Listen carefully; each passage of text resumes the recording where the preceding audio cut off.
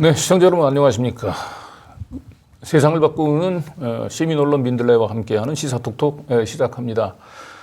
최근에 엽기적인 학교 폭력에 이어서 그 검찰 폭력 때문에 많은 시민들이 분노를 하고 있습니다. 그런데 이 학교 폭력하고 시민 폭력은 닮은 점이 하나 있습니다. 무엇보다 그 폭력의 그 가해자인 그 우두머리보다 그 우두머리한테 그 찍히는 게 두려워서 폭력 앞에 굴종하거나 또는 폭력에 그 동조하는 이런 동조자나 아니면 이 방관자들이 사실은 이 폭력들을 더 키우고 있다는 건데요. 오늘 그래서 그런 점에서 학교 폭력과 그 검찰 폭력 두 가지 문제에 대해서 특별히 또 학교 폭력은 이제 교육자로서 직접 학교 폭력의 근절을 위해서 노력하셨고 검찰 폭력은 직접 경험을 하셨던 특별한 분을 모셨습니다. 우리 광노현 전 교육감님 초대 손님으로 나오셨습니다. 네, 안녕하세요. 네, 광노현입니다. 예. 그리고 우리 이명재 그 민들레 대표 함께 자리하셨습니다. 안녕하세요, 민들레 이명재입니다. 예. 자, 오늘 그 본격적인 시간에 우리 그 기사 다뤄보기 전에 오늘 이재명 그 민주당 대표가 또 재판에 출석을 했습니다. 이번에는 그 대선 기간 중에 그 선거법 위반, 그 허위 사실 이제 공표가 문제가 됐는데요. 정말 뭐 이재명 민주당 대표 입장에서는 이 순환사가 끊이지 않고 뭐 계속 이어지고 있는 것 같습니다. 먼저 이재명 대표 재판 지금 이제 출석 관련한 기사 내용 한번 같이 살펴보도록 하겠습니다. 예. 예, 오늘 그 이재명 그 대표가 그 이 재판에 이제 출석한 이유는 이제 두 가지 그 선거법 위반과 관련된 부분인데 전부 대선 과정에서 나왔던 얘기입니다. 네. 한 가지가 이제 그 그 대장동 사건 관련해서 그 성남 도시개발공사에 이제 그 김문기라고 하는 네. 본부장급 직원이 있는데 그 본부장을 이제 잘 알지 못한다라고 얘기하는 걸 이제 허위 사실로 판단해서 기소를 했고요. 이제 또 한 가지는 이제 이재명 대표가 성남시장 시절에 그 백현동 사업 관련해서 중앙 정부로부터 자기가 굉장히 공포스러운 그 외압을 받았다라고 하는 얘기인데. 뭐 두 가지 다 그 대통령 선거의 과거 대통령 선거에서 이런 정도 사안을 가지고 그 이 후보를 기소를 해서 이렇게 그 재판에 세운 적이 있는지 좀 이렇게 묻지 않을 수가 없습니다. 두 분 어떻게 보시는가요? 정말 그러네요. 이 허위사실 유포로 이재명 대표가 두 번째 지금 곤욕을 치르네요. 형님 관련해서. 그렇죠. 그럼 대법원까지 가서 네. 정말 기사회생했죠. 네네. 그 이번에는 특히 대선이니까 그 조그만 표 차로 진 사람을 그냥 허위사실 유포 같은 걸로 특히 굉장히 경증이네요. 지금 들어봐도 혐의가. 네네. 근데 그런 걸로 하는 거는 적반하장이죠. 왜냐하면 윤석열 후보는 당시에 손바닥에 왕자 세 번이나 그리고 나왔지 않습니까? 네. 뭐 그 수많은 허위 사실들 얘기했죠. 대선 과정에서. 그러면 근데 대통령이기 때문에 지금 소추를 안 당하고 있을 뿐이지 만약 소추하기로 마음먹으면 정말 한두 끝도 없을 거예요. 거기다가 사실은 대통령 임기 끝나고 나서도 이 소추권은 살아 있습니다. 사실은 뭐 그걸 하자는 뜻이 아니고 하자기보다는 아무튼 이게 살아 있는 건데 그런 걸 생각하면 적어도 그 정도로 자기 허물을 안 보고 남의 허물을 보면서 거의 정적 라이벌이었던 사람을 무자비하게 제거하려고 하는 건 참 드문 일이에요. 사실은 보통 상상하기 어려운 일입니다. 근데 이제 성남 도시개발공사 이제 성남시의 이제 그 산하 기관인데 그 본인이 이제 직접 채용한 것도 아니고 김문기 씨 같은 경우는 그 유동규 씨가 이제 그 자기 아는 지인을 채용을 한 거거든요. 근데 산하 기관의 본부장급 직원 물론 이제 검찰은 해외 여행도 같이 가고 뭐 그랬는데 그걸 모를 리가 있겠냐 이렇게 얘기하는데 성남시장 입장에서 산하 기관의 본부장급 되는 직원들은 얼마나 많겠습니까? 그리고 그게 뭐 최근까지 계속 관계가 이어졌다고 하면 모르겠는데 그래서 이런 그 본부장을 잘 알지 못한다라고 하는 얘기. 물론 이건 뭐 경우에 따라서는 뭐 한번 약간의 면식이 있는데도 모른다고 얘기했을 수도 있긴 하지만 아까 얘기했던 대로 과거에 대통령 그 후보를 유력한 지금 현재 대통령 경쟁에서 0.7% 표차로 떨어진 이런 유력한 경쟁 후보를 과연 이런 걸로 이런 정도로 허위사실 공표로 기소를 한다는 거 이건 거의 제가 볼 땐 폭력이죠. 이건 억지고. 예. 그렇게 따지면은 사실은 뭐 윤석열 대통령의 경우는 후보 시절에 김만배 씨를 자기는 모른다고 했잖아요. 그 아버지 그 집까지 그 대신 19억을 주고 사준 그렇죠. 예, 그런 사람을 지금 모른다라고 얘기를 했고 지금 뭐 도이치모터 주가 조작 사건 있어서는 뭐 자기 그 배우자는 사실은 뭐 전혀 주가 조작에 대해서 알지 못한다. 전부 뭐 이정필이라고 하는 사람한테 그냥 유인 매매한 거다라고 얘기를 했는데 지금 보면 뭐 증권사 직원하고 직접 본인이 전화해가지고 네. 판결문에다 나왔잖아요. 예. 그런데도 그런 부분들 같은 경우는 지금 뭐 허위사실 이 공표가 문제가 된다고 얘기한다면 제가 볼 때는 훨씬 심각한 허위사실을 거의 윤석열 후보는 매번 토론회 때마다 그냥 밥 먹듯 하셨던 분이거든요. 예. 예. 그래서 참 오늘 다시 이재명 우리 대표가 재판에 이제 출석하는 모습들 보니까 참 여러 가지로 좀 비감한 생각이 듭니다. 자, 근데 윤석열 그 대통령이 이제 최근에 가장 뭐 워낙 엽기적인 행보들을 이어가고 있습니다만 최근에는 또 그 3.1절 그 기념사는 거의 이거는 뭐 역대급 망언이라고 봐도 다름이 아닐 것 같은데 한번 예. 오늘 3.1절 기념사. 네. 예.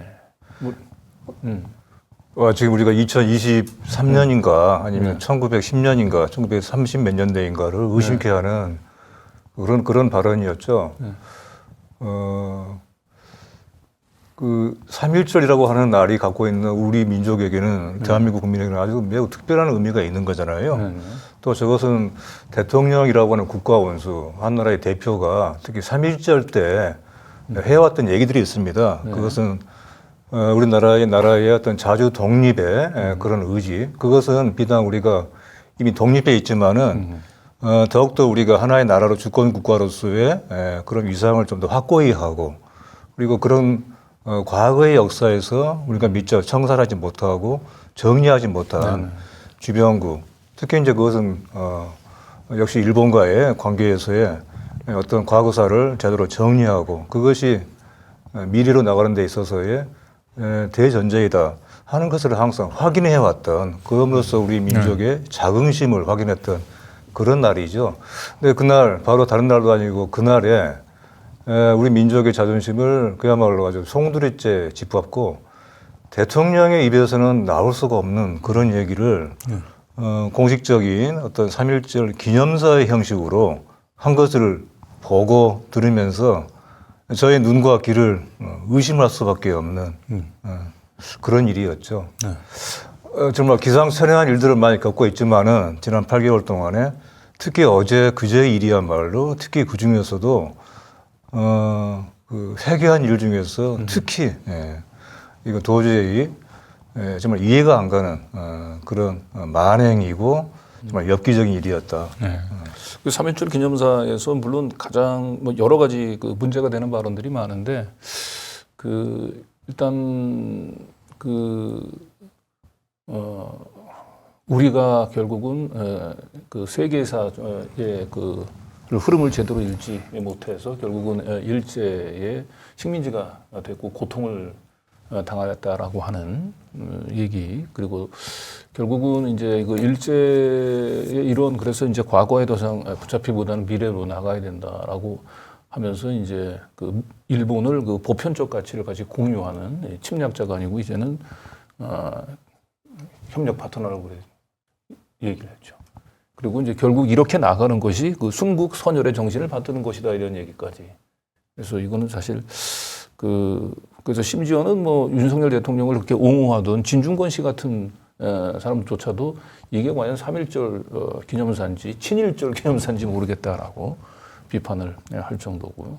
근데 대통령실에서도 또 이걸 또 제대로 된 해명을 내놓지 못하고 거의 결국 윤석열 그 대통령을 그 옹호하는 그런 또 논평을 지금 내놓고 있는 것 같아요. 그렇습니다. 일단 대통령실 이전에 이제 3.1절 기념사를 보도한 다음 날 아침에 조간 신문들을 보고 또 제가 아주 좀 놀랐어요. 저는 당연히 여기에 대해서는 정말 대대적인 지탄이 나올 줄 알았어요. 그런데 오히려 이걸 반색을 하면서 대통령이 한일 간의 관계에서의 미래로 가는 길을 열었다는 식으로 이거를 뭐 거의 극찬하는 어떤 그런 그 논설과 그런 기사를 실더라고요. 특히 대표적인 것이 지금 한국의 여론을 이끌고 있다고 그렇게 얘기하는 조선일보. 조선일보가 이렇게 얘기를 했죠. 이게 이제 바로 그 사설인데요. 한국이 이제 과거사 싸움 해야 하는 수준은 넘어선 나라다라고 했어요. 지금 우리가 과거에 대해서 역사를 바로잡고 하는 것을 과거사 어떤 싸움을 벌이는 것으로 시비를 벌이는 것으로 그래서 우리가 이제는 이걸 넘어서야 된다. 이런 식의 이 논조로 이 사설을 쓰고 윤 대통령을 비유하는 것을 보고 이제 이것이 정부와 언론에 의해서 이제 우리가 지금까지 최소한 지켜왔던 이 마지막 어떤 그 금기마저도 우리 사회 합의마저도 깨려고 하고 있구나. 그런 생각이 들었죠. 네, 그런데 이제 대통령실에서는 이제 이과 관련해서 한일 양국에는 미래로 나아가는 세력이 있는가 하면 반일 정서와 그 혐한 정서를 사실은 정치적으로 이용하려고 하는 그런 세력들이 있다라고 얘기를 하면서 마치 그 윤석열 그 대통령의 이런 친일 망언이 그 미래로 나아가기 위해서 과거사에 발목 잡히장 미래로 나아가기 위한 통큰 결단이라고 하는 걸로 지금 대통령실에서도 거의 이제 반일 감정을 이용하는 어떤 그런 그래서 정치적인 반사 이익을 얻으려는 것이다. 그렇죠. 그렇게 얘기를 했더라고요. 그러니까요. 그리고 이제 자기 자신들은 어떤 미래로 가는 대한민국의 미래를 걱정하는 그런 어떤 현명한 사람들이고 그런 식으로 이렇게 얘기를 하는 걸 보고 야, 하나의 어떤 이런 그 무리가 또 다른 무리를 낳고 하나의 거짓이 또 다른 거짓을 낳고 있구나. 이런 악순환들이에요. 아니, 워낙 이제 뭐 윤석열 대통령이 뭐 바이든 날리면이라든지 아니면 이번에 그 UAE 방문했을 때 이제 이란을 뭐 적으로 돌린다든지 이런 거는 사실은 윤석열 대통령이 사실은 현장에서 제대로 그 준비가 되지 않은 이제 자신의 이제 실언에 가까운 얘기일 수도 있는데 이번 그 기념사는 사전에 준비된 원고라고 하는 점에서 그 이후에 대통령실에서 나오는 발언을 보게 되면 이번 이 3.1절 이 기념사는 단순한 실언이 아니고 이제는 일본하고의 문제를 이제 이런 식으로 가겠다라고 하는 대통령의 뭐 의지가 담겨 있는 걸로 보입니다. 이제 되돌리기가 어려울 것 같아요. 그러니까 준비된 망언이고 계획된 실언, 실언이라고 하는 말로는 이제 모자랄 텐데 어쨌든 계획된 왜곡, 계획된 망언 그렇게 봐야 되겠죠. 그런 점에서 더욱더 문제일 텐데 어떻든 지금 현 정부의 이 같은 이제 대일 굴종적인 이런 어떤 그런 굴종을 통해서 예속을 통해서 그 이른바 한미일 새로운 동맹 체제를 강화한다고 하는 것은 어떤 확고한 방침인 것 같아요. 주변에서 아무리 국민 여론이 들고 일어나도 이걸 강행하려고 하는 그런 의지가 이번 3.1절 기념사를 통해서 더욱더 분명하게 드러난 것 같고요. 이제 그런 점에서 정말 이것은 백약이 무효가 아닌가. 뭔가 어떤 그 말을 들을 귀가 있고, 그리고 어떤 눈에 어떤 보이는 것을 제대로 볼 수 있는 눈이 있어야 이런 여론도 작동을 하는 것이고 그것이 뭔가 의미가 있는 것인데 지금 아예 눈을 닫고 귀를 막으려고 하는 것이 이번에 3.1절 기념사에 대한 또 기념사 내용도 그렇지만은 기념사에 대한 이런 여론에 대한 대응을 통해서도 나타나고 있는 것 같아요. 그러니까 일본을 아주 이제 보편적인 그 가치를 공유하고 있는 이제 그 협력의 파트너라고 얘기하는데 과연 그 일본이 지금 현재 모습이 보편적 가치를 공유하는 국가로 볼 수 있겠냐. 여전히 지금 뭐 전범들을 합사한 야스쿠니 그 신사에 지금 뭐 일본 네 이제 그 지도자들이 뭐 총리나 뭐 아베나 이런 거 대놓고 가서 참배를 하고 일본 역사 교과서에서는 여전히 위안부 문제라든지 강제징용 문제를 다 지우고 심지어 뭐 최근에 우리 한인들을 강제징용했었던 그 처참한 그 섬 거기를 이제 유네스코 그 세계문화유산으로 등재를 시도하고 있지 않습니까? 최근에 그러니까 마치 지금 그런 문제가 전혀 없는 것처럼 내지는 해소된 것처럼 전제하고 하는 말들이잖아요. 그렇죠. 그리고 사실 그 문제들에 대해서 크게 문제 삼지 않겠다라고 선언하는 거지 않습니까? 그렇습니다. 그렇기 때문에 일본에서는 뭐 굉장히 반기는 얘기가 나온 것이고 미국에서는 한미일 동맹을 일본을 주축으로 해서 한국이 아래 들어가는 이제 한미일 동맹을 워낙 중시하기 때문에 또 반색을 한 거고요. 그렇죠. 그런데 사실 저 한미일 동맹이 강화되면 북중러 동맹이 똑같이 강화되고 그럼 완벽한 신냉전 대립 체제가 그렇죠. 된단 말이죠. 그리고 미중 각축과 패권 경쟁 시대에 어느 한쪽으로 치우치는 행보자가 되잖아요, 사실은. 그렇기 때문에 그게 우리한테는 굉장히 자주권을 제약하는 요소가 될 수밖에 없지 않습니까? 그러니까 이런 부분들을 아무튼 다 감안할 때, 고려할 때, 특히 그런 역사 문제, 역사 교과서 문제라든가 독도 다케시마 문제라든가 지금 언급해 주신 모든 문제를 고려할 때 진짜 3.1절에 그렇게 얘기하는 거는 선조들에 대한 그 애국 선열에 대한 굉장한 모독이죠. 모독이죠. 그건 진짜 때도 안 맞은 거고요. 그리고 거기에 너무나 잘난 척하는 오만이 있어요. 우리는 미래로 나가는 거고 니들은 그렇죠. 과거 발목이나 잡고 있는 사람들이라는 식으로 갈라치면서 우위에 서려고 하고 있거든요. 그런데 사실은 우리나라에서 이제 그 일본을 경계하자는 목소리라는 거는 역사적으로 어쩔 수 없는 측면이 있는 데다가 지금 현재도 다 뒷받침되고 있는 그 사례들이 있단 말이죠.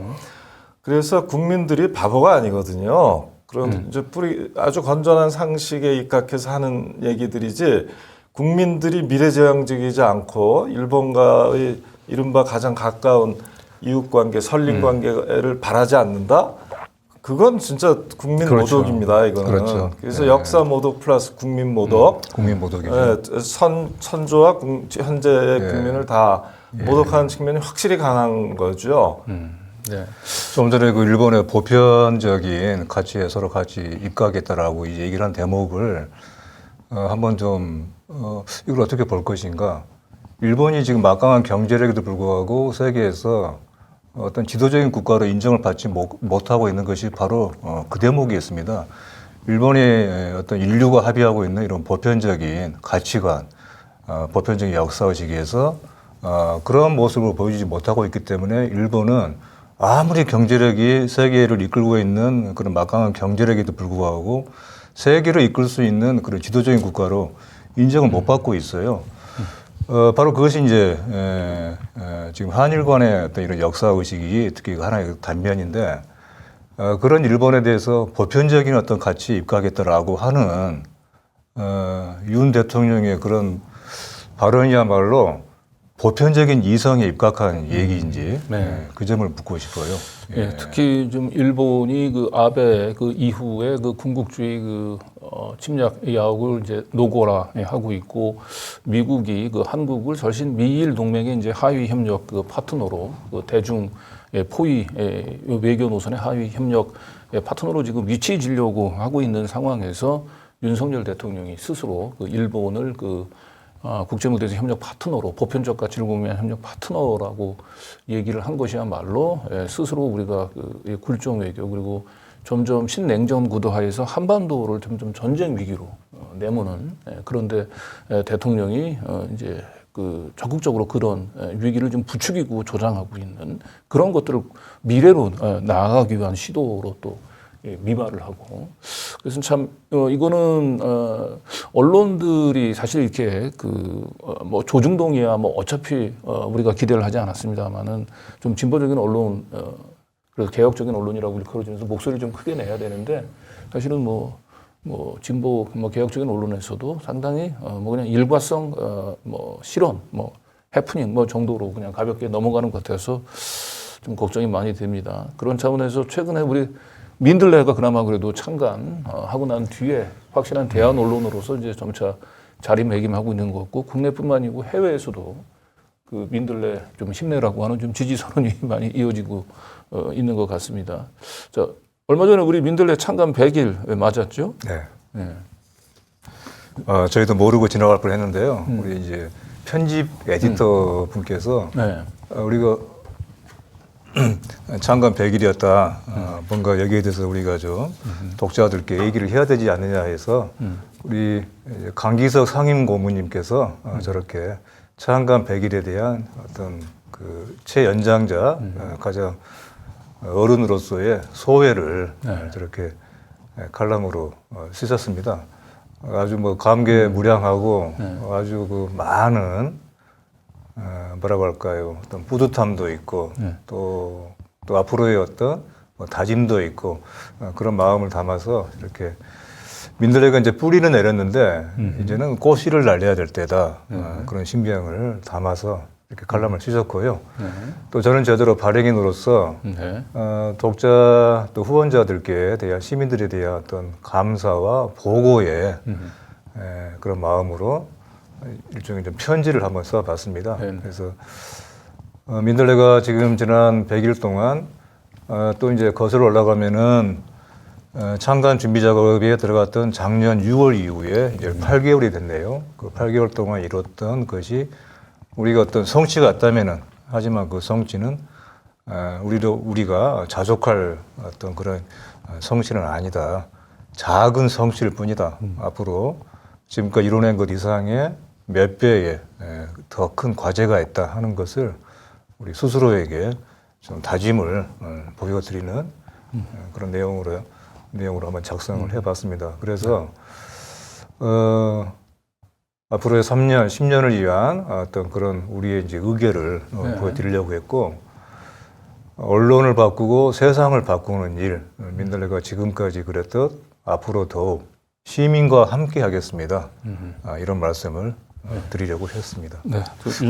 우리 광노현 교육감님이 사실은 민들레 설립 준비위원으로서 또 많은 또 감회가 있으실 것 같은데요. 고맙네요. 100일을 잘 버텨주셔서 특히 이 윤석열 정권이 들어서고 언론사 압수수색한 경우가 2개 있는 거 아닙니까? 여기 두 분이 계시네요. 안 그래도 더 탐사와 민들레가 결국은 1호 윤석열 정치검찰의 그 사냥 대상이 됐잖아요. 그거 자체가 굉장히 영광스러운 기록이 될 거라고 생각하고요. 사실 전 세계에 윤석열 정부라는 게 맨날 자유를 얘기하면서 그 자유의 핵심, 언론의 자유를, 보도의 자유를 걸핏하면 구속영장, 압수수색영장으로 침해하고 있는 아주 겁박하고 있는 그 민낯을 그대로 보여줬어요, 사실은. 그렇죠. 아마 전 세계의 언론 협회들에서 정말 기가 막히다고 할 겁니다.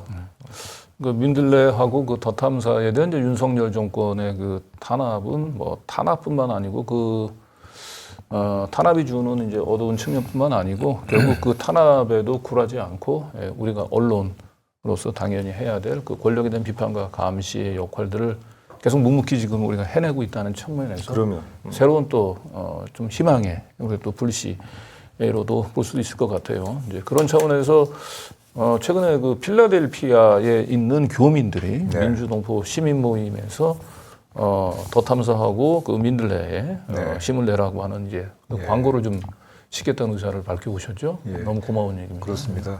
저희가 아주 고맙고 반가운 편지가 왔어요. 저에게 필라델피아의 그 민주동포 모임을 가지시는 분들께서 시국 선언문을 발표하는데 이것을 좀 한국에 있는 언론을 통해서 광고를 좀 싣고 싶다. 그래서 민들레에 이렇게 말씀하시더라고요. 한국에 있는 제대로 된 언론에 좀 광고를 싣고 싶다. 그래서 이제 민들레를 이렇게 선택을 했다. 사실은 이제 저분들의 시국 선언문이 다음 그 화면에 나오겠지만은 아주 참 절절한 내용입니다. 뭉클한 내용이고, 근데 그 속에는 한국의 지금 현실에 대해서 정말 너무나 어떤 그 비통함, 안타까움이 담겨 있고, 또 그 중에 상당 부분은 한국의 언론에 대한 이런 많은 어떤 그 실망과 분노, 또 그만큼의 어떤 좀 염원 그런 것이 같이 담겨 있더라고요. 그런 점에서 우리 민들레 또 더 탐사에 대해서는 특별하게 해외에서도 많이 응원하려고 한다. 많이 최대한 돕겠다. 그런 말씀을 해오셔서 저로서는 아주 감사한 마음이었죠. 네. 자, 우리 민들레와 그 더 탐사에 대한 뜨거운 응원과 비원이 담긴 우리 필라델피아 민주 동포 모임에서 보내온 영상 같이 보시겠습니다. 네. 윤석열을 퇴진하라! 김건희는 구속하라! 윤석열은 퇴진하라! 김건희는 구속하라! 구속하라! 구속하라! 구속하라!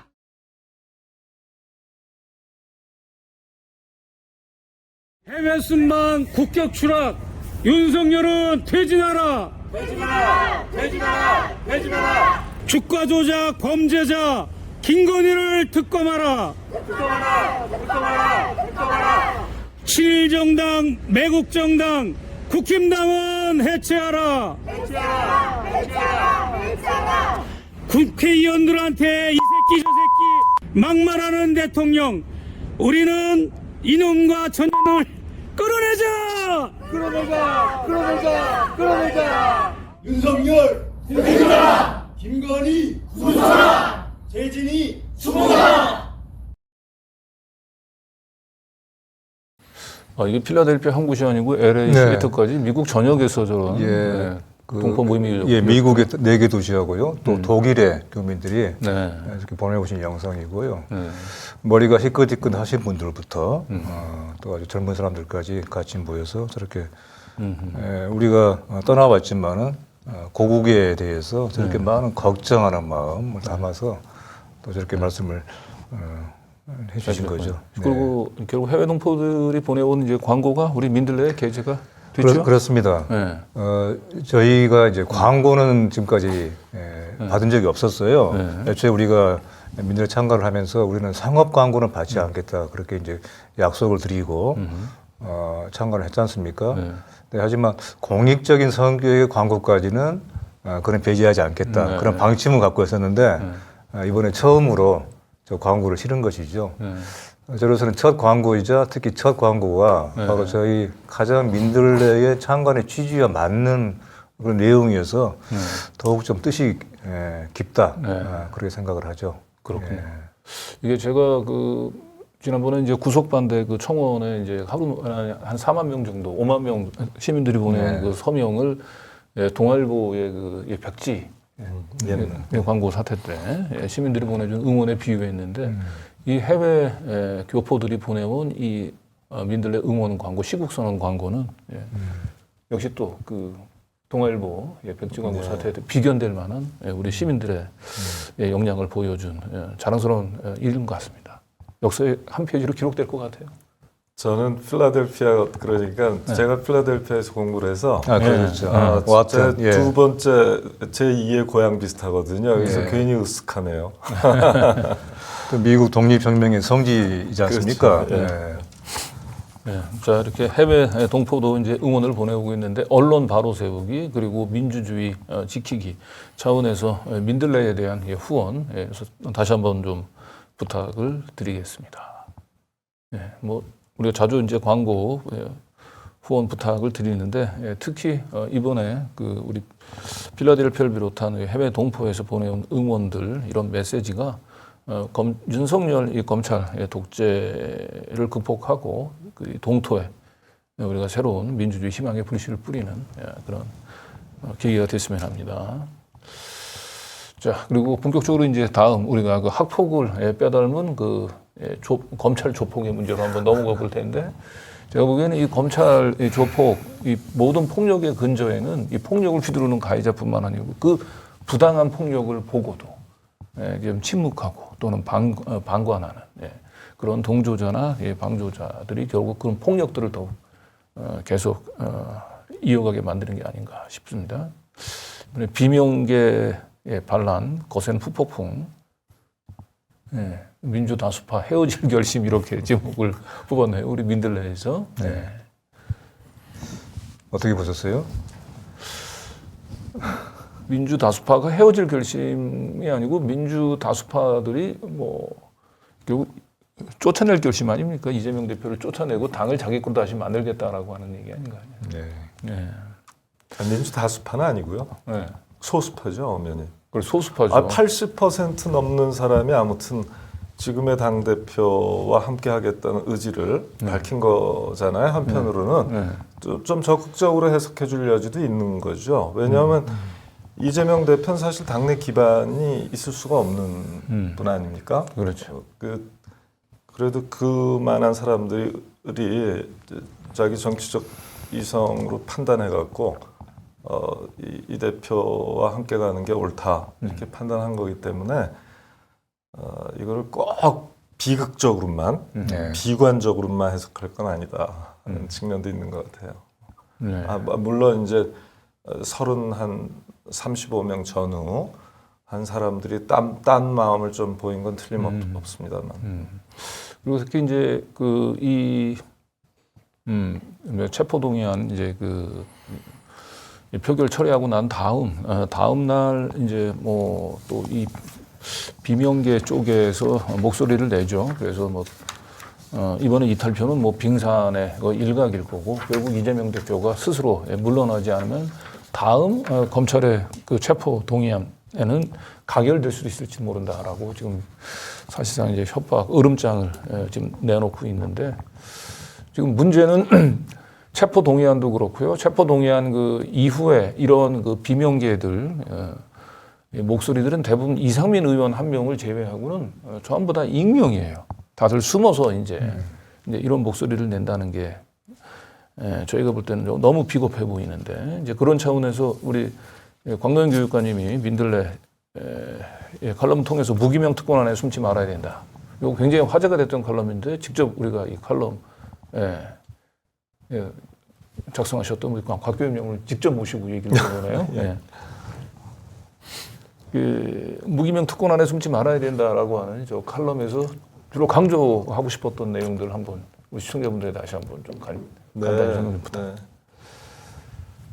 이게 이제 무기명 투표를 우리나라 국회는 허용하는데요.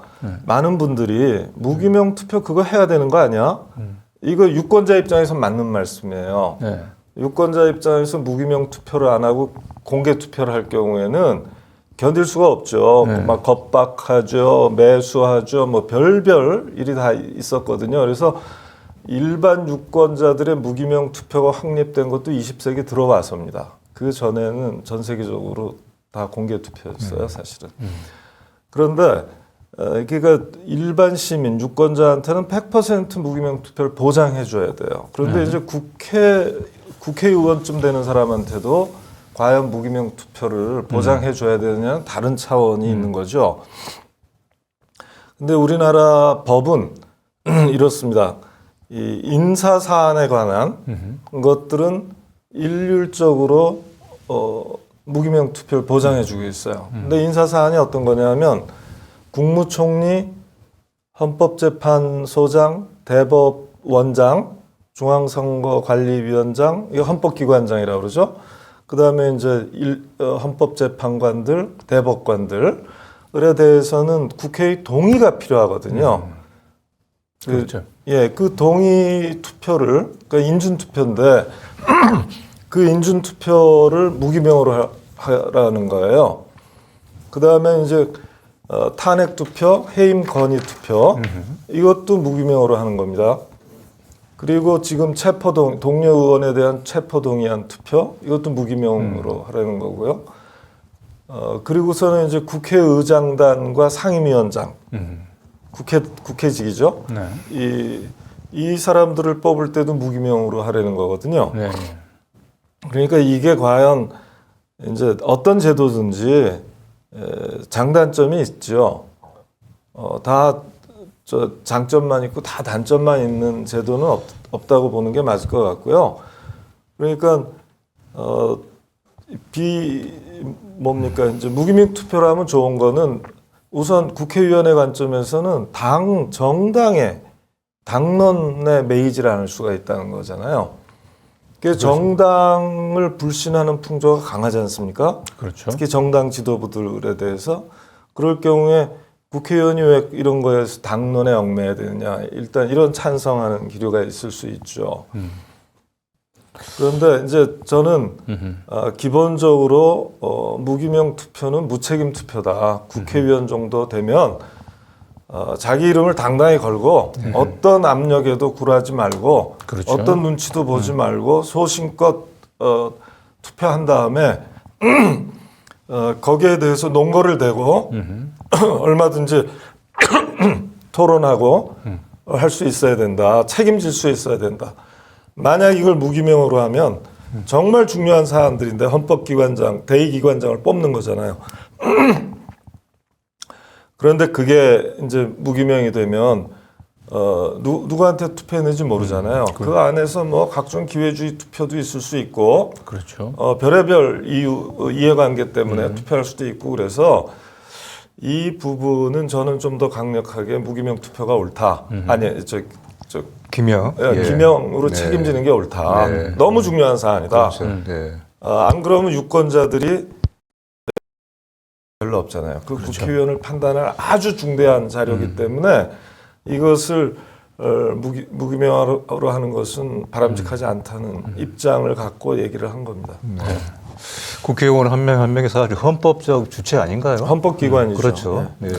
네, 그리고 이제 제가 볼 때는 이제 일반 이제 그 아까 얘기했던 대로 한 개인이 투표를 하는 것은 이제 본인의 전적으로 그 표에 대해서 이제 책임을 지는 거고 당연히 그걸 뭐 굳이 기명으로 할 필요는 없을 것 같긴 한데 그건 기명으로 해서는 또 안 되는 거죠. 자신의 정치적인 의사를 표시하는데 그런데 국회의원이라는 자리는 말하자면 이제 자기를 그 뽑아줬던 뭐 유권자. 유권자를 이제 대리를 하는 거잖아요. 대의를 하는 거지 않습니까? 그러니까 결국 그 자신의 뜻도 물론 중요하긴 하지만 자신을 지지해준 그 유권자들을 대의해서 투표를 하는 거기 때문에 저는 당연히 내가 제대로 대의를 하고 있는지 그리고 유권자들의 뜻에 반해서 자기 소신을 얘기할 때는 그분들에 대해서 또 나중에 표로 자기가 심판을 받는다라고 하는 그렇죠. 최소한 그런 정도의 각오를 가지고 그 투표를 해야 되지 않나. 그렇죠. 지금 예. 지난번에 그 노무현 대통령 그 탄핵 같은 그 사태도 역시 무기명으로 했단 말이죠. 근데 그런 데 있어서 국회의원이 그걸 무기명으로 하는 게 맞는지 이런 부분들에서. 그러니까 네. 이낙연 그래서 의원 같은 경우가 그 지난번 그 대선 그 예비 그 경선 과정에서 노무현 대통령 탄핵 당시 당신이 찬성표를 던졌냐 아니면 반대표를 던졌느냐를 가지고 굉장히 논란이 많이 일었잖아요. 예. 그래서 제가 보기에는 뭐 체포동의하는 부분들에 대해서 찬성은 할 수 있다라고 봅니다. 그러면 찬성을 하려면 당당하게 그 자신의 이제를 드러내놓고 해야 되지 않나 싶은데.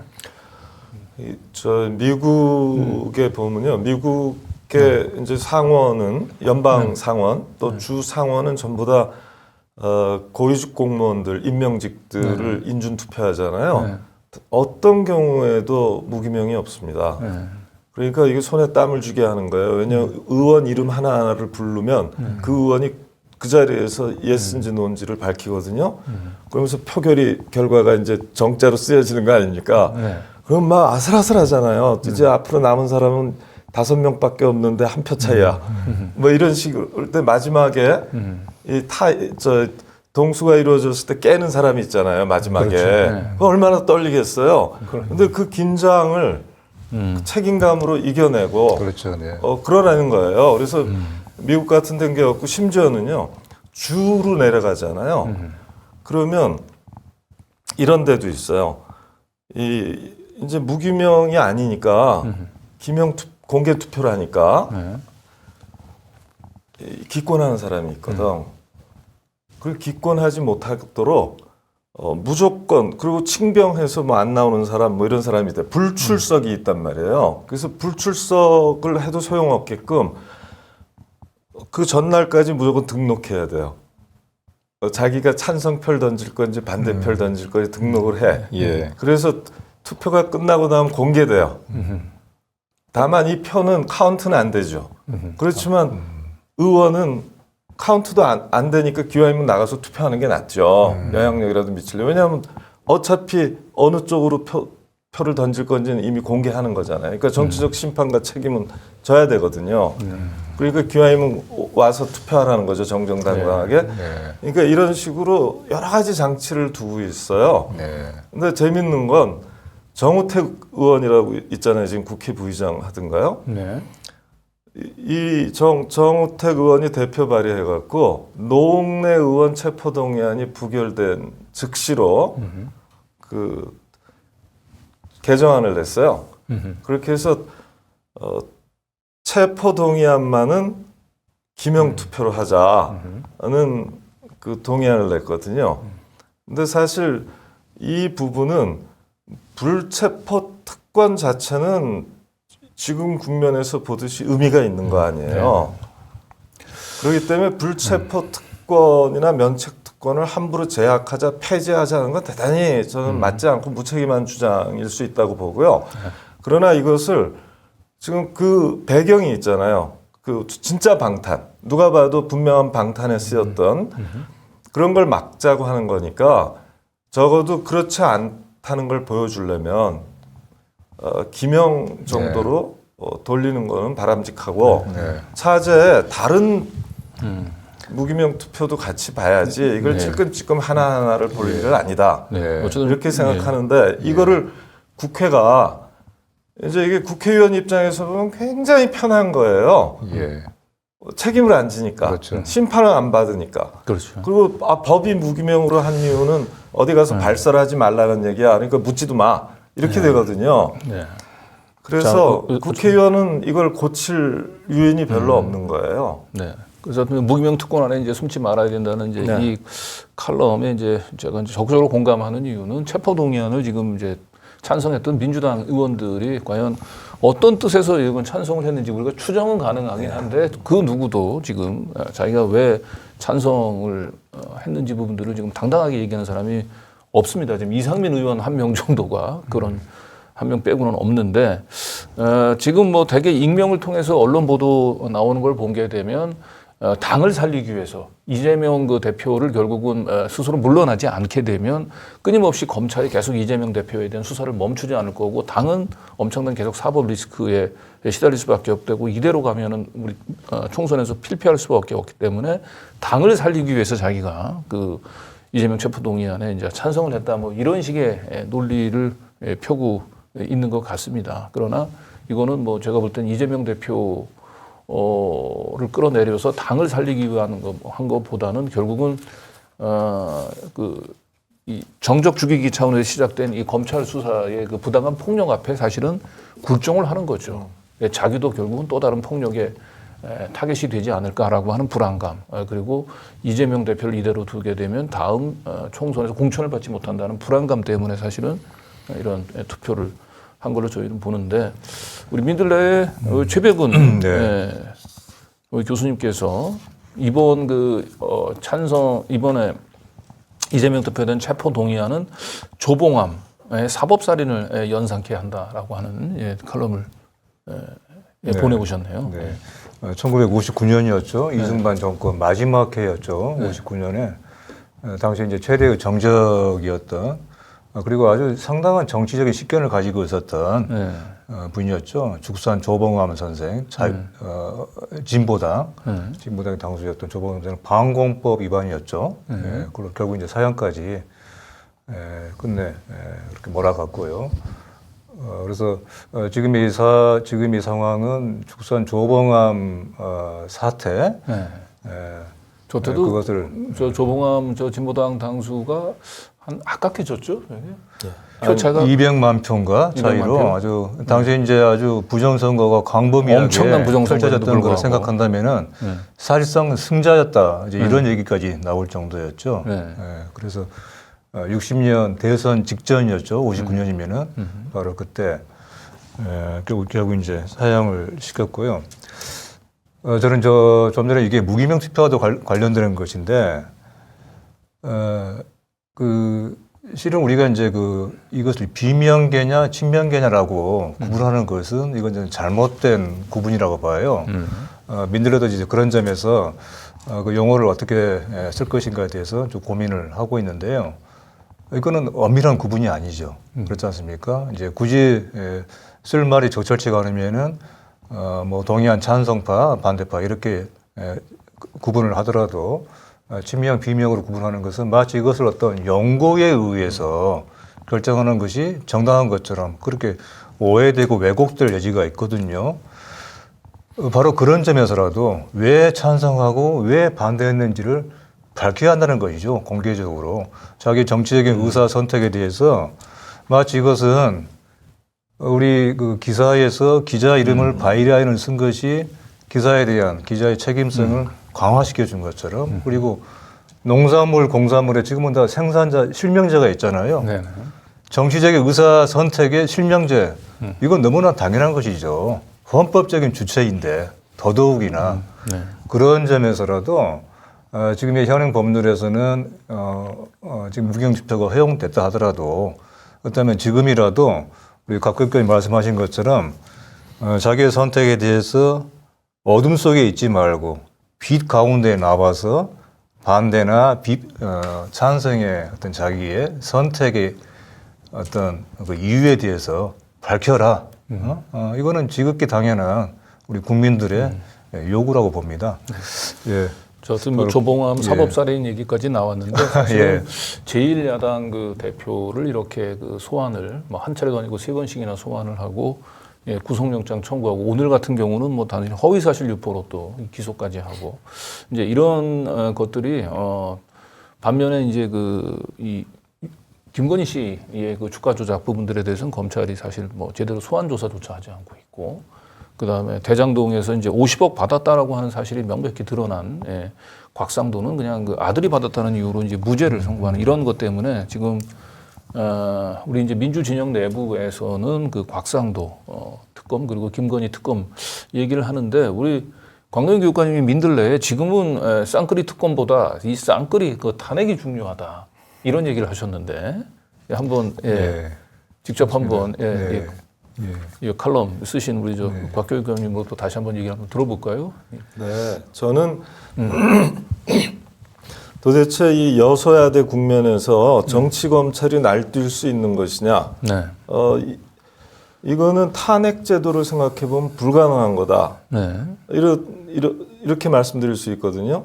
여기서 출발했어요. 왜냐하면 우리 이 탄핵 그러면 대통령만 탄핵할 수 있다고 생각하시는 분도 계실 거예요. 그런데 사실은 국무위원 다 할 수 있거든요. 그래서 지난번에 이상민 장관을 탄핵 소추했잖아요, 국회가. 그렇습니다. 근데 마찬가지로 검사와 판사는 전부 탄핵 대상입니다.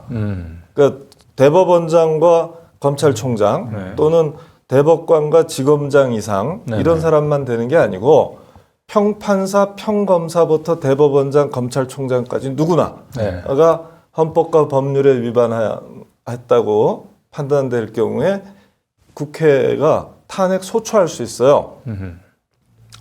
탄핵이라는 건 간단히 얘기하면 소환하고 같은 거예요. 국민 소환. 하자 있는 물건이니까 소환하잖아요. 리콜. 그래서 파면시키잖아요. 그 효과가 파면 아닙니까? 탄핵도 마찬가지로 국민 대표가 소환해서 탄핵시키는 거거든요. 그래서 판검사들이 탄핵 대상이다. 하는 걸 모르는 국민들이 많으실 것 같아요. 근데 대통령 탄핵은 굉장히 어렵습니다. 왜냐하면 제적 3분의 1, 그러니까 국회의원 100명이 탄핵 소추 발의를 해야 되고요. 그 다음에 국회의원 200명, 그러니까 제적 3분의 2 이상이 탄핵 소추 결의를 할 수 있어요. 그런데 그러니까 이 일당으로는 도저히 안 되는 거죠. 100석만 갖고 있는 연합이 형성되면 비토할 수 있거든요. 그런데 검사나 판사나 기타 장관이나 뭐 이런 대통령이 아닌 모든 탄핵 대상 고위직에 대해서는 국회의원 100명이 탄핵 소추할 수 있고요. 네네. 국회의원 과반수, 그러니까 지금으로 치면 151명이죠. 네. 151명이면 탄핵 소추할 수 있어요. 아. 자, 민주당 몇 명입니까? 지금 169명. 예, 원래 180명으로 시작했잖아요. 네. 그래서 지금 169명인데 사실 민주당에서 탈당시킨 사람들이 제법 있는 거 아닙니까? 그렇죠. 거기에다가 이번에 정의당이 다르게 갔습니다만 이렇게 대체로 한 180석 정도가 가능했던 거 아니에요. 그렇죠. 그러면 검사를 정치검찰이다 해서 우리가 규탄을 얼마나 해왔습니까 그동안. 그렇죠. 사실 또 151석을 넘기는 것은 그렇게 어려운 일은 아닌 거고. 그렇죠. 그러니까 윤석열은 검찰 정권이잖아요. 네. 모든 요직을 검찰한테 다 줬고, 그리고 검찰을 통해서 정적 제거와 뭐 언론 탄압 이런 거에 나서고 있고, 누가 봐도 검찰 정권이고 뭐 검찰 독재 정권이다라고 얘기해도 별로 방어하기가 어려운 그런 상황인데, 사실은 정치 검찰을 내쫓을 수가 있는 거예요. 만약 서너 명만 검사 탄핵을 하지 않습니까? 네네. 그러면 겁나서 어떻게 이렇게 마음대로 하겠어요? 예. 정치검찰을 탄핵하는 거는 윤석열 대통령도 못 막아요. 거부권이 없습니다. 한동훈 장관도 못 막아요. 근데 그동안 우리는 한동훈 장관만 쳐다봤죠. 어떻게 보면. 그러면서 한동훈 장관만 데리고 공격하고 검찰총장 시야에서 사라졌잖아요. 사실은. 그렇죠. 그리고서는 모든 사건들을 한동훈 장관을 놓고서 규탄하고 그래. 그러고 왔거든요. 근데 사실은 권한이 있단 말이에요. 자, 이 권한이 왜 생겼겠어요?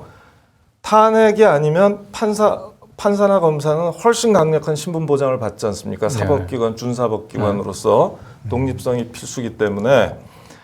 그러기 때문에 탄핵밖에 없는 거예요, 사실은.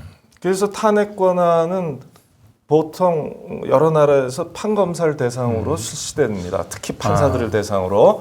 근데 우리나라에서는 판사 한 사람한테 한 번 딱 발동됐죠, 얼마 전에. 그러다가 저 헌법재판소에서 각하돼 버렸어요.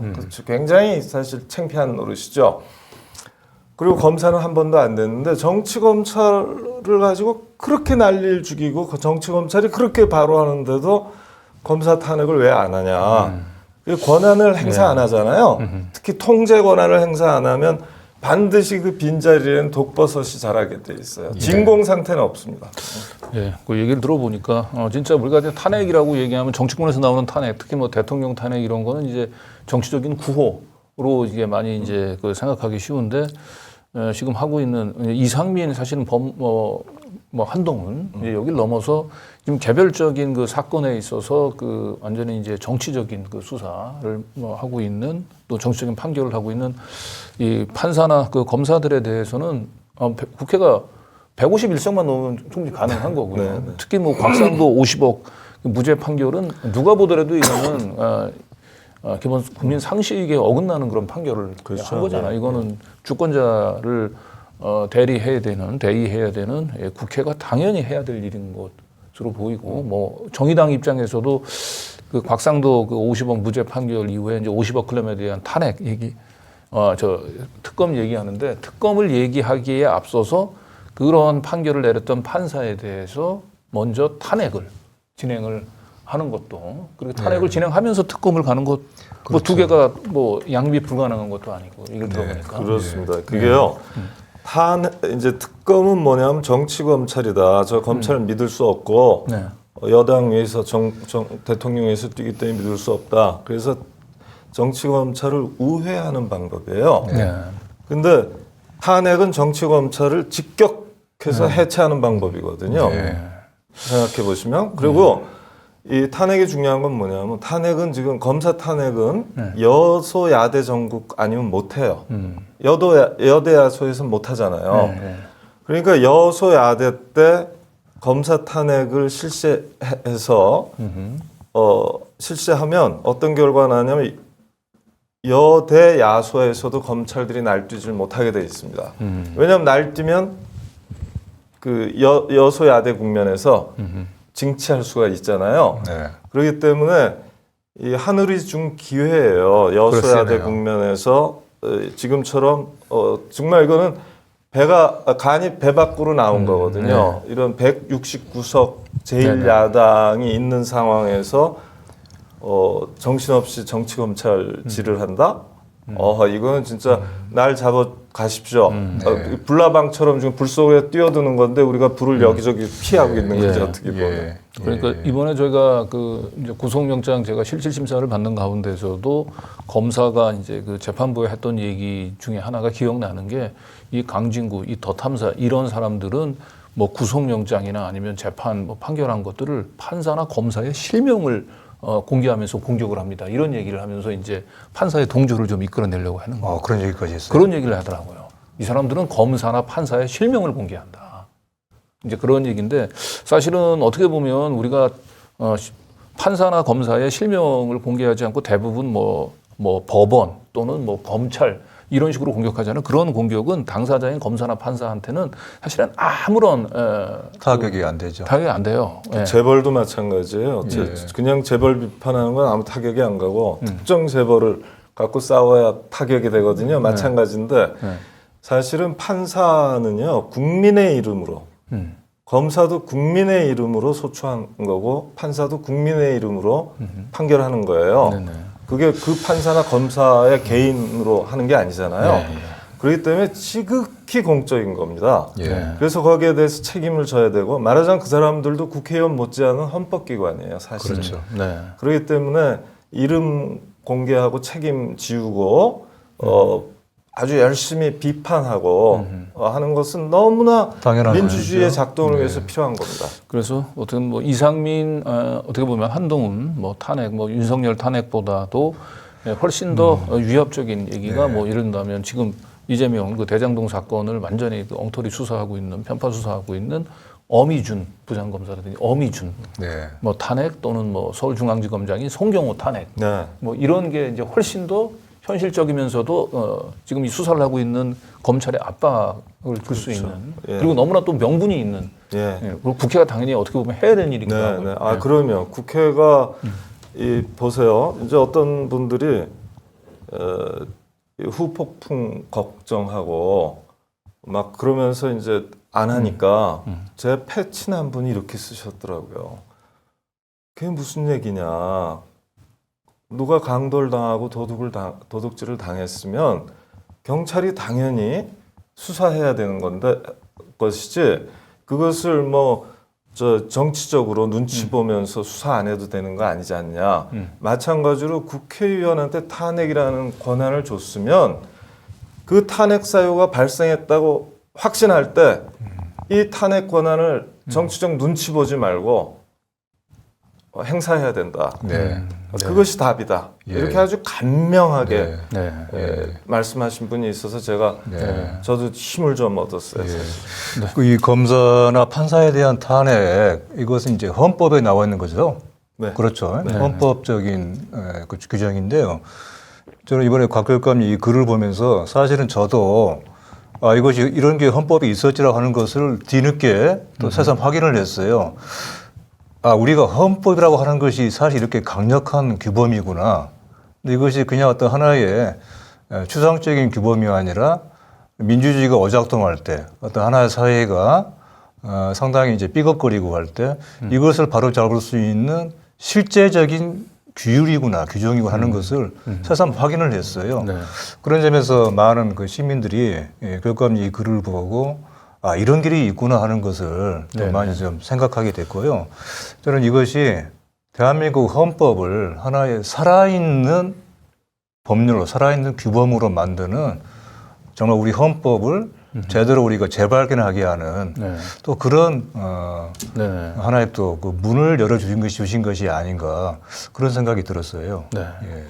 저는 제가 좀 보태고 싶은 얘기는 이거예요. 사실 우리가 2016년 그 찬란했던 겨울 있잖아요.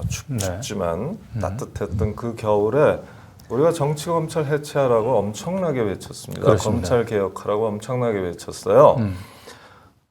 그리고서는 그 촛불의 영향으로 탄핵됐고 새로운 정권이 들어섰지 않습니까? 그리고 이 촛불 시민들이 결국은 대통령을 만들어내고 정권 교체를 시키고 그다음에 지방 권력을 거의 싹쓸이 하다시피 했고요. 대통령을 조기에 만들어냈기 때문에 그러니까 탄핵시키고 조기에 만들어냈기 때문에 헌법재판소장과 대법원장의 임명권이 원래는 박근혜 대통령한테 있는 거였는데 문 대통령한테로 넘어왔어요. 네. 그래서 사법 권력을 재편할 수 있는 힘을 갖게 됐습니다. 그러니까 행정부, 사법부, 지방 권력을 완전히 갖게 됐어요. 그러다가 2020년 정권 출범하고 2년, 3년쯤 지나서죠. 그때는 의회 권력을 180석을 네. 갖게 됩니다. 천재이루의 교훈. 그렇죠. 나라를 다시 세울 예. 수 있는 정말. 예. 그러니까 21대 국회가 할 일이에요. 21대 국회는 진짜 촛불 국회예요. 그러네요. 촛불이 자기의 가치에 충실하게 끝까지 다 바꿔낸 겁니다. 네. 사실은. 네. 아직도 이제 1년의 시간이 남아 있고 그렇죠. 지금 그렇습니다. 얼마든지 마음만 네. 먹으면 우리 2016년 촛불을 들면서 외쳤던 정치 검찰 해체를 할 수 네. 있는. 네. 이건 어떻게 보면 촛불의 명령이고 주권자의 명령이기도 합니다. 그렇습니다. 그래서 이 우리- 국회 21대 국회의 역사적 사명이에요. 네. 네, 저희 더 탐사하고 민들레가 한번 오늘서부터라도 이제 쌍끌이 탄핵, 정치 검찰, 정치 검사 또 정치 판사에 대한 그 탄핵 발의를 한번 저희들 한번 강력히 한번 좀 우리가 촉구를 해야 될 것 같습니다. 그러시면 좋을 것 같아요. 아까 왜 제가 이제 쌍끌이 특검과 함께 쌍끌이 탄핵을 해보자는 때 쌍끌이는 어떤 건지 아시잖아요. 김건희 네. 김건희 여사, 예, 도이치모터스라든가 뭐 여러 가지 뭐 경력 뭐 네. 관련하고 그 다음에는 이제 50억 클럽이잖아요. 이건 사람들이 다 아니까 50억 클럽 김건희 여사는 절대 불러서 소환 조사 한번 안 하는 거 알고 있는 거고 50억 클럽도 사실 대통령의 멘토잖아요. 박용수 특검 이런 분들이 최재경 특검 저 옛날 중수부장 했던 분이라든가 이런 사람들 쉽지 않다는 거 알고 있어서 그냥 뭉개고 있는 측면이 강하잖아요. 그래서 이 부분은 너무 당연한데 아마 저 김건희 그 도이치모터스 관련은 여의도 사건이기 때문에 남부지검일 거예요. 서울에. 그러면 그 지휘 라인 그걸 정확하게 타격하면 되잖아요. 사실은. 그렇죠. 네. 그렇게 해서 꼭 뭐 검찰총장이 아니더라도 그 진짜로 중요한 그 지휘권자들 지검장급이라든가 이런 사람들을 몇만 해도 그렇지만 사실 또 검찰총장 안 할 이유는 없죠. 왜냐하면 검찰총장 모든 사건의 총지휘자이기 때문에. 알겠습니다. 당연히 그 굉장히 중요한 것 같아요. 네, 소위 이제 민주당의 이제 수박이라고 이제 일컬어지는 분들이 당을 살리기 위해서 검찰 폭력 앞에서 당을 살리기 위해서는 이제 이재명을 내줘야 된다 이런 얘기를 하는데 거꾸로 그런 얘기를 하기 전에 민주당 스스로가 그 가진 힘을 가지고 정치 검찰을 심판할 수 있는 가장 강력한 그리고 현실적인 수단 정치 검사들 그리고 정치 판사들에 대한 탄압 이거 한번 오늘서부터 저희가 한번 좀 큰 소리로 한번 촉구를 좀 해보도록 하겠습니다. 그래서 이제 쌍끌이 특검보다 쌍끌이 탄핵이 중요하다. 이 얘기가 이제 조금 열기가 후끈 달아올랐는데 여기서 잠깐 광고 타임으로 조금 저희들이 한번 분위기를 좀 가다듬고 가겠습니다. 시민이 만드는 사회 공익 채널 시민언론 더 탐사 다시 시작합니다. 더 탐사를 응원하는 가장 스마트한 방법. 저렴한 가격, 전 제품 무료 배송, 더 탐사몰을 이용해주세요. 쇼핑이 후원이다. 더 탐사몰. 하지 마. 쇼핑이 후원이다. 쇼핑이 후원이다. 더 탐사몰.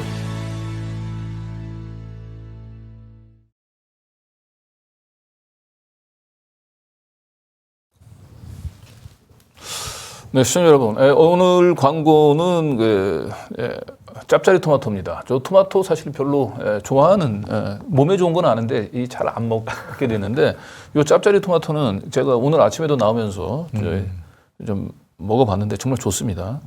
자, 그 저처럼 이렇게 몸에는 좋지만 토마토가 왠지 입맛에 들지 않아서 조금 거리를 두시는 분들은 오늘 한번 광고 유심히 한번 좀 봐주시기 바랍니다. 이 봄에는 특히 이 제철 이 짭짜리 토마토를 꼭 드셔야 됩니다. 짭짜리 토마토 중에서도 이 반드시 이 짭짜리 토마토의 원조라고 할 수 있는 대저, 대저에서 나는 대저 짭짜리 토마토 이걸 드셔야 되고요. 왜냐하면 이 짭짜리 토마토는 이 부산시 대저동에서만 생산되고요. 당도 최고입니다. 이거 정말 달아요. 그리고 짭짜리 토마토는 사실 품종 명칭도 아니고 정식 명칭도 아닙니다. 그냥 재배 농가에서 그냥 짭짜리라고 불러서 이름처럼 떠버렸고요. 왜 달달이라고 안 그랬을까요? 달던데 진짜. 네, 한번 좀 드셔보세요. 그거 보시고. 네, 짭짜리 토마토는 다른 토마토보다 육질이 단단하고 당도가 훨씬 높습니다. 그래서 토마토 특유의 짭짤한 맛이 짭짜리 토마토의 달콤함을 더욱 이제 풍성하게 만들어서 사실 달달이 토마토에 더 가깝긴 합니다. 네, 달달이 토마토에. 특히 이 짭짜리 토마토는 큰 사이즈보다 작을수록 당도가 높고 좋은 품종으로 분류가 됩니다. 그리고 냉장고 보관 대신 이 상온에 서늘한 곳에서 보관해야 토마토가 후숙이 돼가지고 더욱 맛있어집니다. 그리고 이 짭짜리는 재배 기술도 중요하지만 토양이 정말 중요합니다. 그래서 대저에서만 날 수밖에 없고, 그래서 강물과 바닷물이 만나는 비옥한 퇴적 토양에서 바닷물 속에 함유된 풍부한 미네랄을 먹고 자라야 하기 때문에 이건 대저 아니면 다른 데서는 재배할 수가 없어요. 그래서 짭짜리 토마토 하면 대저 토마토가 유명할 수밖에 없습니다. 다른 지역에서는 짭짜리 토마토 재배되기 어렵습니다. 그리고 저희는 이제 이 대저 토마토 중에서도 그 갭 인증 100%의 제품만을 보내드립니다. 이 갭 인증이라고 하는 건 이제 농산물의 생산 단계부터 최종 판매까지 농약, 중금속, 유해 생물 등 식품 안전을 위협하는 각종 유해 요소들로부터 철저하게 관리한 우수 농산물임을 인증하는 제도입니다. 어떻습니까, 두 분? 맛이? 예. 이게 맛이 첫 맛은 짠데 끝맛은 또 단맛이다. 그런 것 같네요. 그렇죠? 제가 제대로 표현을 했습니까? 토마토에서 짠맛과 단맛이 이렇게 오묘한 조화를 이루는 토마토 찾기 어렵습니다. 한번 말로 표현하기 어렵는데 한번 직접 한번 드셔보십시오. 대저라고 하는 것이 이게 동네 이름이에요? 어떤 뜻일까요? 대저. 동네. 예. 울산 근처에 있죠? 부산 대저. 부산 쪽에 좀. 큰 돼지는 아닌 것 같고. 예, 돼지 저자일 수도 있겠네요. 예. 내가 너무 쩝쩝거린 소리가 마이크에 들어가서 시청 죄송하긴 합니다. 자, 마지막으로 가격 정보 전달하면서 광고 마치겠습니다. GAP 인증 대저 짭짜리 토마토 2.5kg 21,900원입니다. 무료 배송해드리고요. 그래서 더 탐사몰에서 저렴한 가격과 무료 배송으로 제철 대저 토마토 맛보시고 어려운 시기에 농민분들에게도 응원 부탁드립니다. 쇼핑이 후원이다. 더 탐사몰. 자, 이제 요 다음 우리 시민들을 분노케 했었던 또 하나의 사건이 있죠. 정순신 일단 먹을게요. 국가소수아본부장 그 아들의 이 학교 폭력인데요. 이게 단순히 국민들을 분노케 하는 것은 이 학교 폭력 단순한 학교 폭력이 아니고 너무 어른들이 살고 있는 우리들의 그 세계, 특히 검찰 폭력과 너무 빼닮았다는 점에서 더 많은 시민들이 분노를 했던 것 같습니다. 역시 민들레가 그냥 넘어가지 않았죠. 예. 그래서 지금까지 쭉 민들레에서 나왔던 기사들입니다. 정순신 사태 관련해서. 하나 더 볼까요?